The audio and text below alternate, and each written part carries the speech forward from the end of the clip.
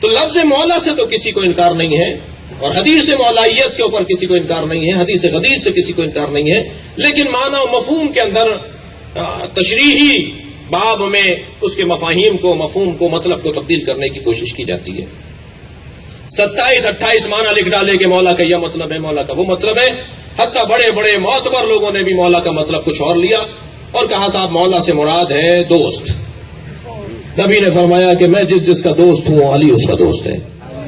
میں اس پہ نہیں زیادہ بحث میں جانا چاہ رہا، لیکن اتنا کہہ کر اپنی بات کو منزل دوں کہ نواب رامپور کے بیٹے کی شادی تھی، بڑے بڑے نوابین شادی میں شریک ہونے آ رہے تھے۔ جیسے جیسے نوابین اور رؤسا سواریاں ان کی پہنچتی تھیں تو انہیں دسترخوان پہ لے جایا جاتا تھا۔ جب مہمان کھانا کھا لیتا تھا تو نواب صاحب کا ایک نوکر تھا، اس کو وہ محمد کہہ کے پکارتے تھے، تو نواب صاحب آواز لگاتے تھے محمد انار لاؤ، اور محمد دوڑا دوڑا جاتا تھا اور انار لاتا تھا، اسے کھولتا تھا، اس کے دانے جو ہے وہ مہمانوں کو کھلائے جاتے تھے۔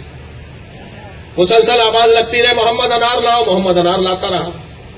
جب بارات تیار ہوئی اور بارات چڑھنے لگی تو پھر نواب صاحب کی آواز آئی محمد انار لاؤ، تو محمد دوڑے دوڑے گئے اور جلنے والا انار لے آئے۔ دسترخوان پر تو نواب صاحب نے نہیں کہا تھا کہ کھانے والا لاؤ، اور بارات چڑھتے ہوئے بھی نواب صاحب نے نہیں کہا تھا کہ جلانے والا لاؤ، لیکن ایک نوکر کو پتا ہے کہ کس موقع پر کون سے انار کی بات ہو رہی ہے۔ اگر مسلمان کو نہیں پتا کہ دھوپ میں کون سے مولا کا مطلب بیان ہوگا۔ صلوات پڑھے محمد و آل محمد۔